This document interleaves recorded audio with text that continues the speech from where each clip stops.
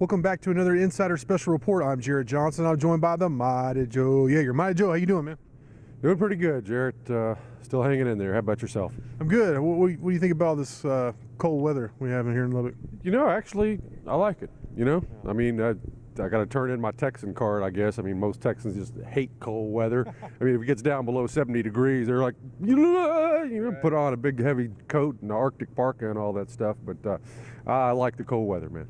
Well, it's pretty much been below freezing, so I've had my coat. I have my coat on still, but we're actually in the SPC, which is designed to keep you out of that. So that's nice. On these kind of days, it's nice that the Red Raiders can practice in here. We have keys to the game. Texas Tech coming off a 3-game skid, looking to get bowl eligible. They're playing a Kansas State team with a losing record, but it's a place that the Red Raiders have had a hard time winning, even when the Wildcats have been down. But obviously, it's a huge game for both teams. I mean, Kansas State, it's senior day. They're looking to get bowl eligible with 2 wins. But then, of course, the Red Raiders are looking to get back on track. So with all that said, 2:30 in Manhattan, Saturday. What's your key to the game for the Red Raiders, Joe? Yeah, well, I mean, Texas Tech should win this game. You know, I mean, I think they're just better. I mean, they're better on offense. They're defensively maybe not quite as good, but I think they're better probably actually on special teams. I mean, when you look at Shotgun and Clayton Hatfield and everybody, Bowman is actually doing some good stuff on returns a little bit lately. Yeah, he is. So I think Tech is definitely the better team. You know, if they go out there and play like they should, they will win the game.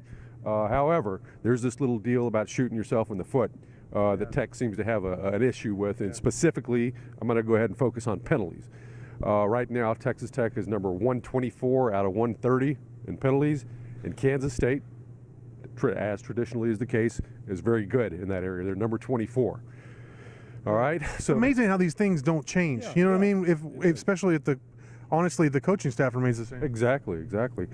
And so, there's this little deal where, I mean, maybe you go up there, you have the better talent, you have the better team, but if you're screwing up left and right, killer penalties at bad times, and you're pushing like double digits in penalties or something like that, and then they play a clean game, suddenly you're in a dogfight on the road. So Tech's got to figure out, I believe, some way to show some discipline in this game. And if guys are not playing with discipline, then they don't need to be on the field. So that's the way I feel about this one. Yeah, I'm actually optimistic because, Kansas State is down this year. But they are going to be disciplined. They're going to be tough. They're 4-2 at home. All their wins have come at home. All right. And there are rumors that it could be Bill Snyder's last game. That's a lot of emotion, and there's a lot of emotion in football. And you'll hear some coaches say, "Don't play with emotion, play with intelligence." And I agree with that. But I think you could combine both and hit your optimal level. And that's where Texas Tech needs to be. They need to come out and play like it's important to them. In 2015, the Red Raiders came out. They were 5-5. Same thing. They had Kansas State. Now the game was at home, but the team really rallied. They understood that they needed to finish strong to salvage their season, and they did. They went to the Texas Bowl.